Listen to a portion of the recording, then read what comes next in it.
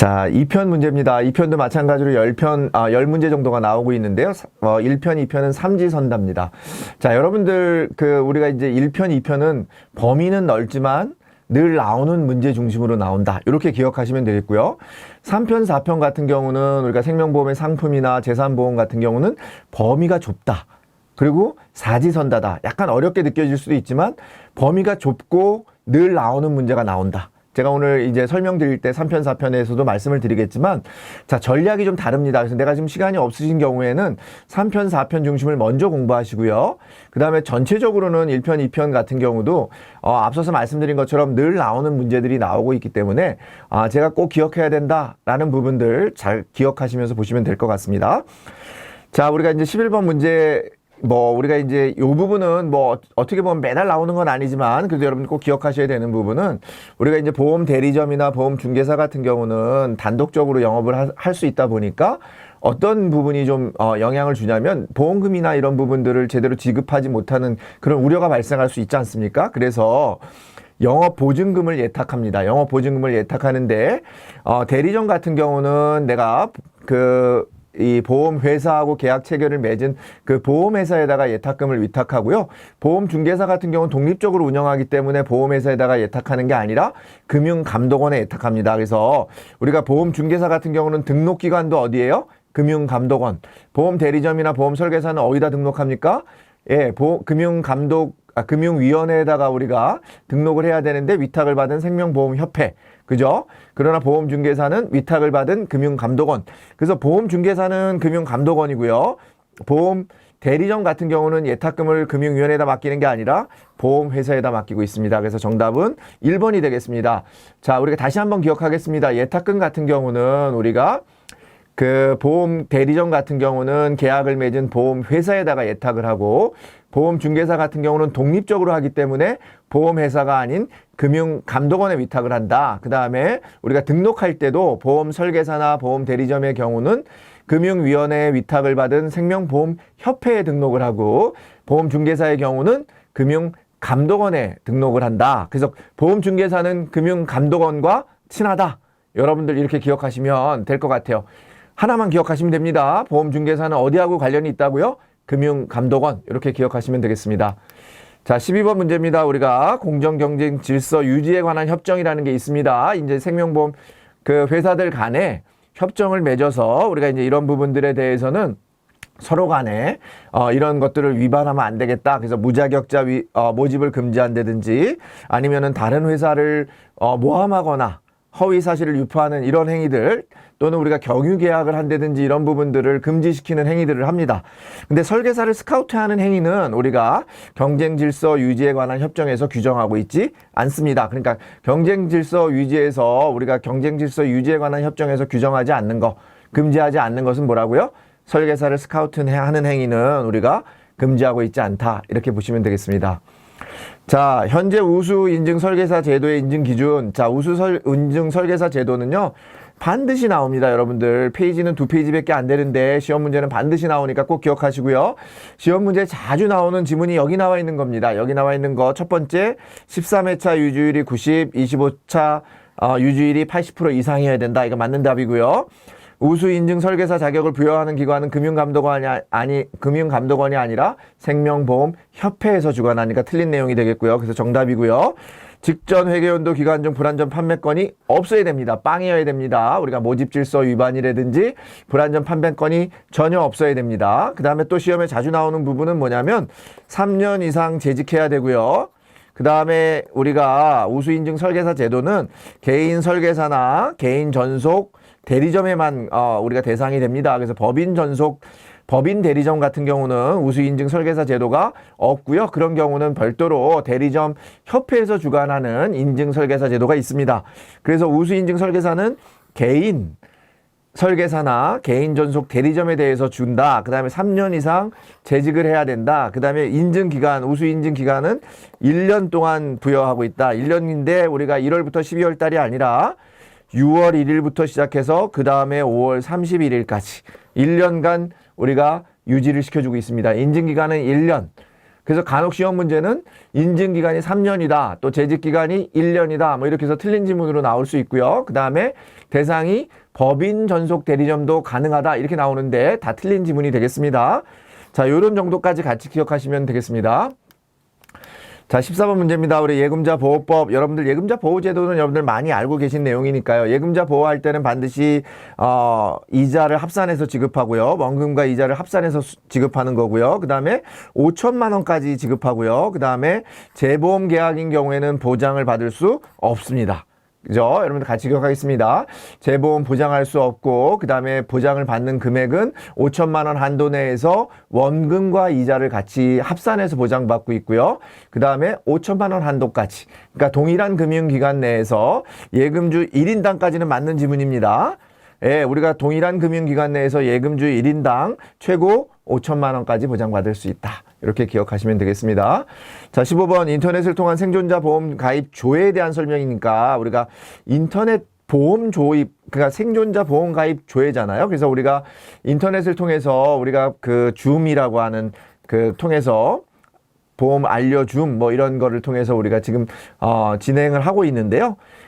당연히 본인의 공인인증서를 통해서 직접 신청할 수 있고요. 생명보험협회 홈페이지를 통해서 조회를 할 수 있는데 우체국이나 새마을금고 등 공제보험 같은 경우는 공제보험 조합이 따로 있습니다. 우체국 중앙회라든지 새마을금고 중앙회에서 별도로 관리하기 때문에 가입 내역을 확인할 수 없습니다. 무슨 말씀인지 아시겠죠? 그래서 생존자 보험 가입 조회에 대해서는 우리가 우체국이나 새마을금고에서의 공제보험 같은 경우는 우리가 가입 내역을 확인할 수 없다. 이렇게 보시면 되겠습니다. 자, 16번 문제입니다. 우리 다음 가로 안에 들어갈 알맞은 것은 우리가 결산 공시, 수시 공시 뭐 이런 부분들이 있습니다. 공시 제도가 있죠. 공시 제도는 우리가 공시일로부터 몇 년간 보장합니까? 예, 3년간 보장하고요. 우리가 분기 결산이나 이런 부분들은 우리가 그 다음 결산일까지 뭐 이렇게 돼 있는 부분이 있어요.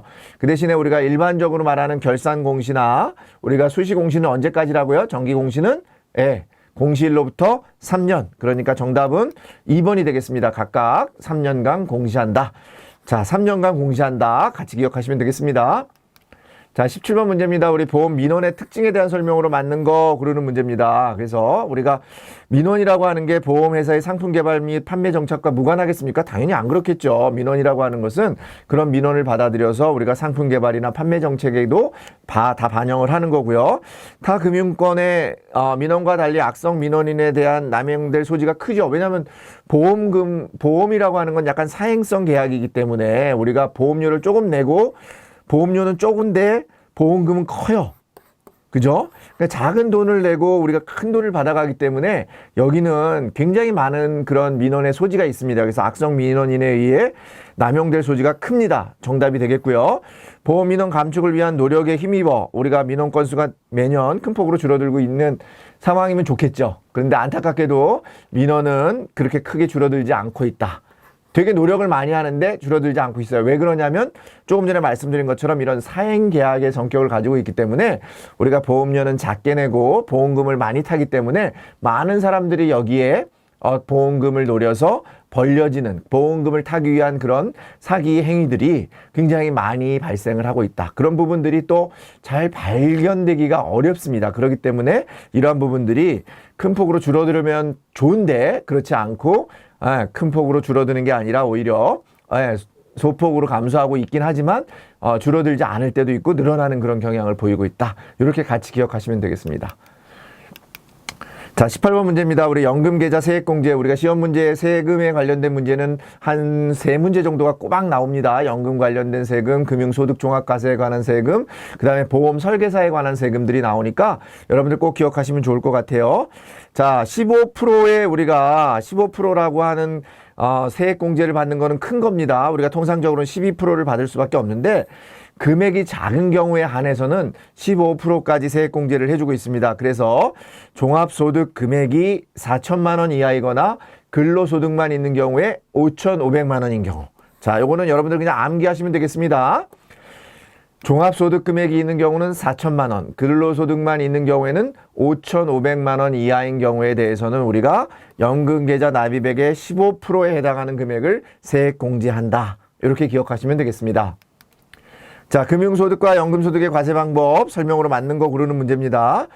자, 우리가 사망할 때까지 연금 수령하는 종신계약에 따라 연금소득은 4%다. 맞는 예문이죠. 우리가 그 연금소득 같은 경우에 원천 징수세율이 세율이 만약에 우리가 종신형으로 받는 경우가 아닌 경우에는 우리가 크게 보면 60세 미만인 경우에 5%, 그 다음에 70세 미만인 경우에 4%, 그 다음에 80세, 좀 틀렸네요. 그 70세 미만인 경우에 우리가 5%, 그 다음에 80세 미만인 경우에 4%, 그 다음에 80세 초과하는 경우에는 우리가 3%의 연금소득세를 내고 있습니다. 그런데 나이에 관계없이 내가 연금을 종신계약에 따라 받는 종신형으로 받는 연금계약의 경우에는 무조건 4%를 받습니다. 자, 기억하십니다. 우리가 종신계약에 따라서 받는 종신연금형의 계약에 대해서는 연금소득의 원천징수세율은 4%다. 그러나 그렇지 않은 경우에는 우리가 나이에 따라서 70세 미만인 경우에 5%, 80세 미만인 경우에 4%, 그 다음에 80세를 초과하는 경우에는 3%. 만약에 충돌이 되면 어떤 거요? 낮은 걸 받습니다. 그러니까 만약에 80세를 초과하는 경우에는 종신계약으로 받는다 그래도 4%가 아닌 3%를 받는 게 되는 겁니다. 충돌할 경우에는 낮은 거를 받는다. 같이 기억하시면 되겠습니다. 자, B번, 2번에는 비과세 또는 분리과세 소득을 포함한 금액이 아니라 비과세 또는 분리과세 소득을 제외한 금액이 2천만 원을 초과하는 경우에 금융소득 전체를 종합과세하고 있습니다. 그 다음에 연금소득과 금융소득을 합산해서 2천만 원 미만인 경우가 아니라 1,200만 원 미만인 경우에는 우리가 분리과세로 해서 납세가 종결된다. 그렇게 기억하시면 되겠습니다. 자, 우리가 2편의 마지막 문제입니다. 자, 보험 설계사의 소득에 대한 문제는요, 반드시 나와요. 이것도 마찬가지로 나올 수 있는 범위가 굉장히 국한되어 있기 때문에 여러분들이 그런 정도, 지금 말씀드리는 정도만 기억하시면 되겠습니다. 자, 연말정산 사업소득 외에 우리가 보험 설계사는 사업소득입니다. 기타 소득이나 근로소득이 아니고 사업소득이다. 이런 거 하나 같이 기억하시면 되겠고요. 그 다음에 직전 과세기간의 수익금액이 7,500만 원 이상인 경우에는 납세 의무가 종결되지 않아요. 납세 의무가 종결되지 않습니다. 7,500만 원 중요합니다. 7,500만 원 우리가 많이 나오는 숫자가 아니기 때문에 기억하시면 됩니다. 보험 설계사의 사업소득이 7,500만 원이 넘어가는 경우에는 우리가 분리과세로 종결되는 게 아니라 종합소득과세 신고를 해야 된다. 근데 언제 하냐? 우리 종합소득과세 신고 기간은 언제입니까? 예, 5월 달에 하죠. 5월 달. 좀 쉽습니다. 결과적 답은 쉬운데 내용이 좀 복잡한 거죠. 그래서 정답은 3번이 되겠습니다. 5월에 신고하죠. 자, 우리가 기억해야 될 거 7,500만 원 미만이거나 우리가 또 그 다음에 그 해 소득 그 해 설계사로 등록한 신규 설계사가 된 경우하고 그 다음에 우리가 7,500만 원 미만인 경우에는 우리가 간편장부 설계사 간편장부로 우리가 등록을 해도 됩니다. 우리가 이제 세무사에 맡기지 않고요. 여러분들 간편장부 대상자가 되기 때문에 신규 설계사거나 아니면 7,500만 원 미만인 경우에 그런 부분으로 적용을 받는다. 이렇게 기억하시면 되겠습니다. 자, 2편 같은 경우에도 우리가 중요한 부분, 법규에 관련된 부분이긴 하지만 우리가 등록에 관한 문제라든지 등록 제한에 관한 문제라든지 아니면 우수 설계사에 관한 문제들, 그 다음에 보험 설계사의 세제에 관한 문제들은 반드시 나오는 문제니까 여러분들 그런 부분들 같이 기억하시면 되겠습니다. 자, 이상으로 2편 마치도록 하겠습니다.